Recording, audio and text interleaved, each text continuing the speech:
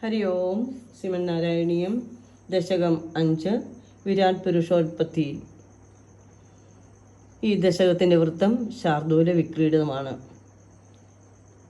വ്യക്താവ്യക്തമിതം ന കിഞ്ചിദഭവം പ്രാകൃത പ്രക്ഷയേ മായായാം ഗുണസാമ്യരുദ്ധ വികൃതോ ത്വയ്യാഗതായാം ലയം നോ മൃദ്ദിശ്ച തദാമൃതം ജ സമഭൂൻ ജ്ഞാനോ ന രാത്രേ സ്ഥിതി തത്രൈകസ്ത്വമശിഷ്യതാ കില പരാനന്ദ പ്രകാശാത്മനാ കാലകർമ്മ ഗുണാശ്ച ജീവനിവഹ വിശ്വം ച കാര്യം വിഭോ ചില്ലീലാരതിമേയുഷി ത്വയി തദാ നിർലീനതാമായയോ തേഷാം നൈവ വദന്ത്യ സത്വമയി ഭോ ശക്ത്യാത്മനാ തിഷ്ഠതാം നോ ചേത് കിം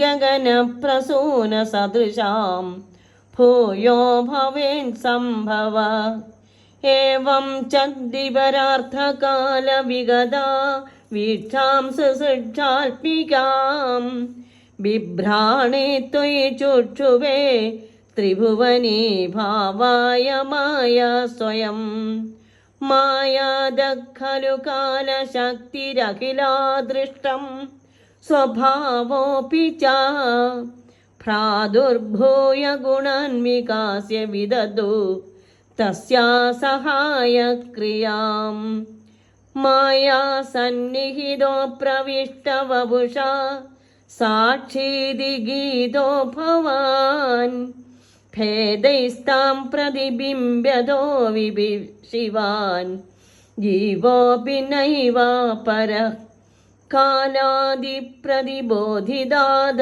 ഭവദാ സഞ്ചോദിതാജ സ്വയം മായാ സ ഖലു ബുദ്ധിതത്വമസൃജൻ യോസൗ മഹാനുച്യതേ തത്രാസൗ ത്രിഗുണാത്മകോപി ച മഹാൻ സത്വപ്രധാന സ്വയം ജീവേസ്മിൻ ഖലു നിർവികൽപം അഹമിത്യുദ്ബോധ നിഷ്പാദക ചക്രേസ്മിൻ സവികൽപബോധമഹം തത്വം മഹാൻ ഖല്വസോ സമ്പുഷ്ടം ത്രിഗുണൈസ്തമോദി ബഹുലം വിഷ്ണോ ഭവൻ പ്രേരണാൻ സോഹം ച ത്രിഗുണക്രമാ ത്രിവിധതാം ആസാദ്യ വൈകാരികോ ഭൂയസ്ഥൈജസതാമസൗ ഇതി ഭവൻ ആദ്യേന സത്വാത്മനാ ദേവാനിന്ദ്രിയമാനിനോ കൃത ദിശാവാദാർക്കപാശിനോ വന്നീന്ദ്രാച്യുതമിത്രകാൻ വിധു വിധി ശ്രീരുദ്രശാരീരകാൻ ഭൂമൻ മാനസബുദ്ധ്യഹങ്കൃതിമിള ചിത്താഖ്യവൃത്വന്യതം തച്ഛാന്തഃകരണം വിഭോ തവ ബലാൻ സത്വാംശയേവാസൃജൻ ജാതസ്ഥൈജസദോ ദശേന്ദ്രിയഗണ തത്താമസാംശാത് പുനഃ തന്മാത്രം നവസോമരുത്പുരപദേ ശബ്ദോ ജനിത്വദ്ബലാൻ ശബ്ദദ്യോമതദസസജ്ജിത വിഭോ സ്പർശം തതോ മാരുതം തസ്മാദ്യൂപമതോ മഹോദജരസം തോയം ച ഗന്ധം മഹീം ഏവം മാധവ പൂർവപൂർവകലനാൻ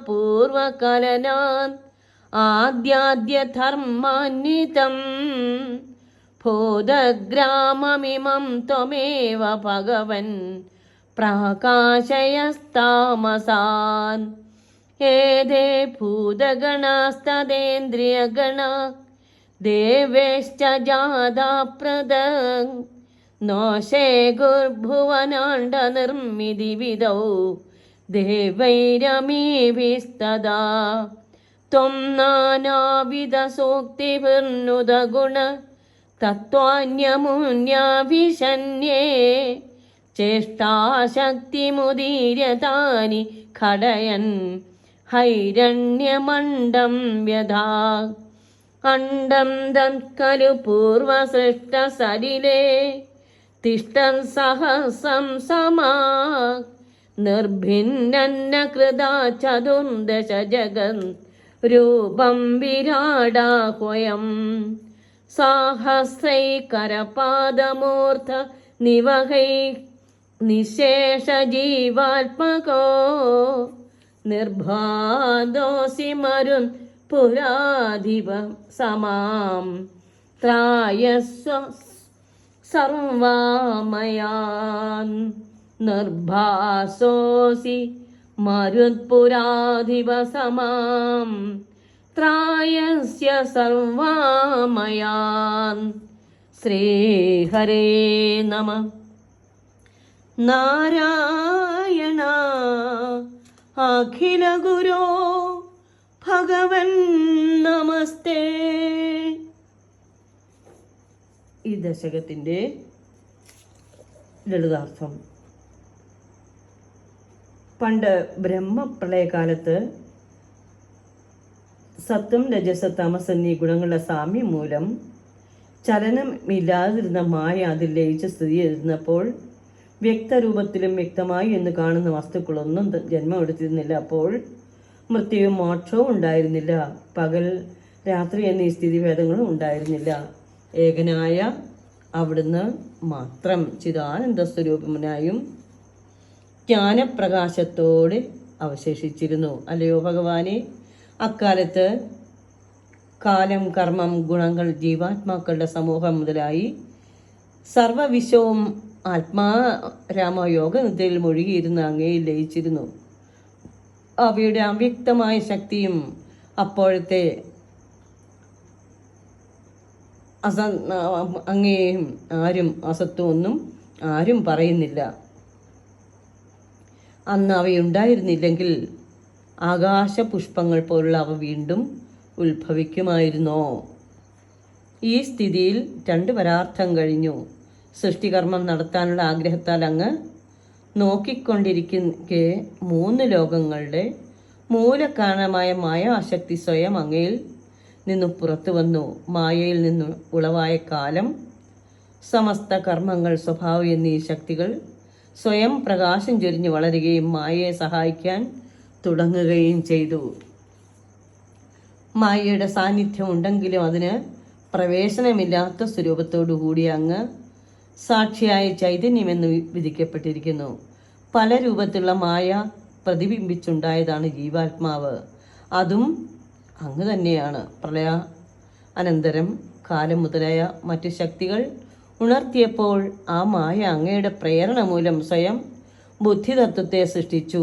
അതിനെ മഹത്തത്വം എന്ന് പറയുന്നു. മായാ സമൂഹത്തിൽ പെട്ട മഹത്തത്വം ത്രിഗുണാത്മകമാണെങ്കിലും സത്വഗുണപ്രധാനമാണ്. ഇത് ജീവാത്മാക്കളെ